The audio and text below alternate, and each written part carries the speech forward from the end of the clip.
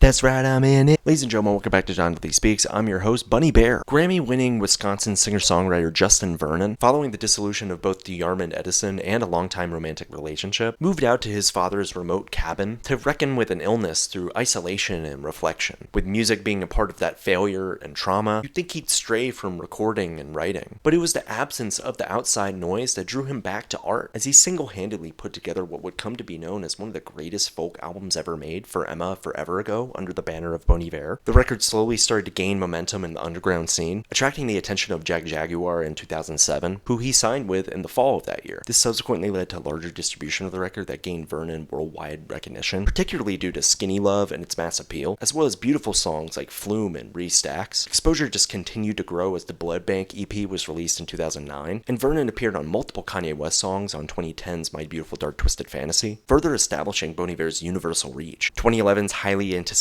Bon Iver introduced maximalist instrumentals, sweeping saxophone arrangements and guitar-laced flourishes, expertly mixing baroque pop, indie folk, and soft rock in a fashion that earned him multiple Grammys. Following a long hiatus throughout the majority of the early to mid-2010s, Bon Iver returned with something to prove in a completely different indie landscape in 2016 with 22 A Million, masterfully implementing electronica and futuristic art pop into Vernon's usual folk rock formula. And it's one of his most affecting works that informed the direction of the band into the late 2010s, as I, was a celebratory fusion of stadium rock and simple indie folk that stayed true to the electronic embellishments that Vernon had started to play with the album prior. Another hiatus ensued with Taylor Swift features and collaborations with everyone from Bruce Springsteen to the Japanese House. But at that time, Vernon was cooking up the SABLE EP, which he released last year, marking a gigantic return to his folk-heavy roots, which brings us to the extension of that excellent suite of tracks, SABLE fABLE, a record that finds Vernon and producer Jimmy Stack employing bold R&B and pop twists on folk rock and experimental electronica to tread new ground for Bon Iver's legacy.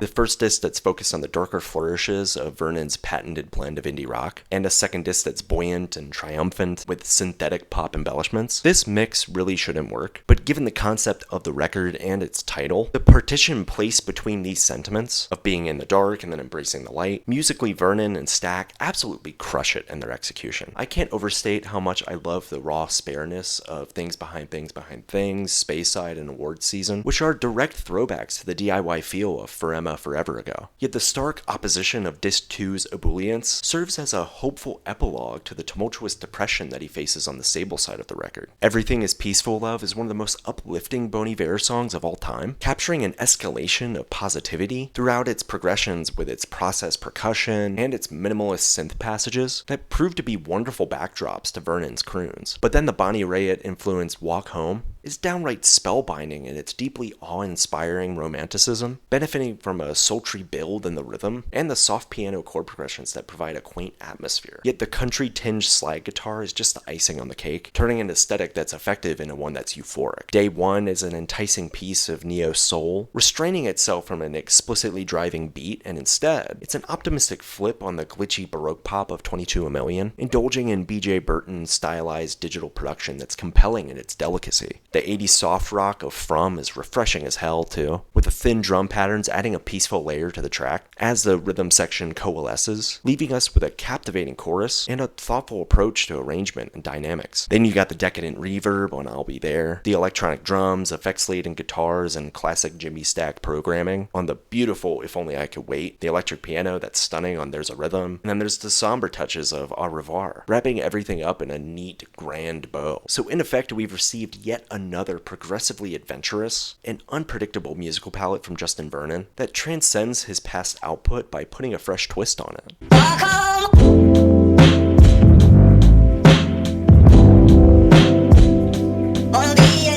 Justin Vernon referred to the fABLE side of the record as an outstretched hand, and juxtaposing that to the uncertainty of the SABLE side, I really enjoyed how these discs communicate with each other thematically. Speyside gorgeously reflects over Vernon's guilt regarding past connections and interactions, and that realization of how maybe things went wrong because of his own actions. And that's real because that's an epiphany that only comes with time. But then on the flip side of that, Everything is Peaceful Love is a testament to the power of letting your guard down and allowing love to enter your life as it is, and that peace found in love can only exist if you don't get in the way of it. Walk Home is the most unabashedly romantic Bon Iver song I've ever heard, not concerned about its sappy qualities, because its lyricism greatly emphasizes a wondrous sense of rediscovery, not just of the self, but of unbridled joy. And if I just get too high sometimes, it's I've just learned to walk. That's such an unbelievably beautiful lyric and sentiment. I love it. I love how Day One and From reflect on the passage of time in completely different ways, with the former looking at how the past informs the present, while the latter looks at the present and interrogates how it should inform our lives moving forward. It's a very powerful motif that drills down on growth and metamorphosis, and the manner in which time impacts our view of personal trauma, pain, and acceptance of who we are. Then the mirror of things behind things being There's a Rhythm is executed masterfully, with both songs exploring change, but regarding the undulating turns of events, it's amazing seeing the uncertainty and pressure shift into feelings of release and peace, because those are cycles that we all endure as people, and who better to annotate that experience than Bon Iver?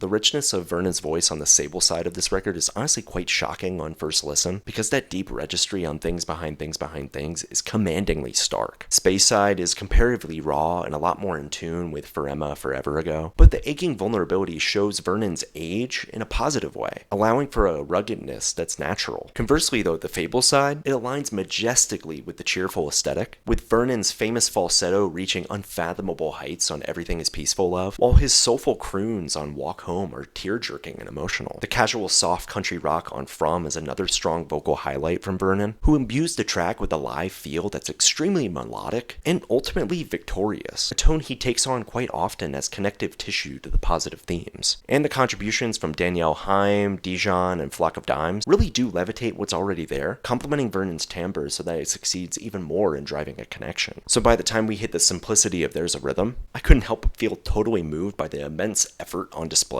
to have every facet of the record align with the mood that was established from the onset.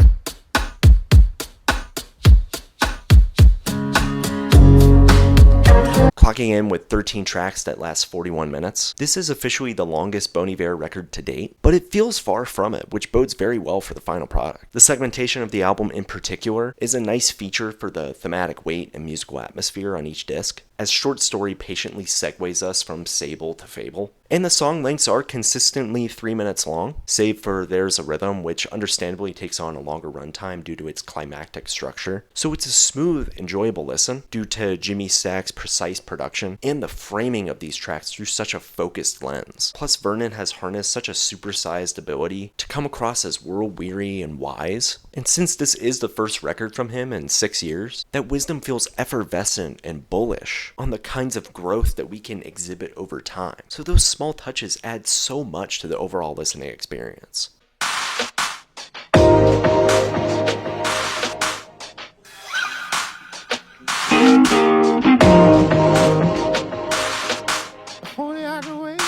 I really hope this isn't the last Bon Iver record, but if it is, what a way to close out a terrific legacy of boundary-pushing music. I mean, SABLE was already stellar, but fABLE ties it up neatly with a bigger grasp on what it means to be constantly evolving and to have faith in the future. So if this is the future that Bon Iver is riding off into the sunset towards, I can't do anything but smile at that. But hey, that's just my perspective. If you're a Bon Iver fan, this is a mesmerizing and moving record. And if you're in the market for a laser-focused indie R&B masterstroke full of genuine thoughts on love and aging, you're going to want to check this one out. Alright, that's all I got. Bye!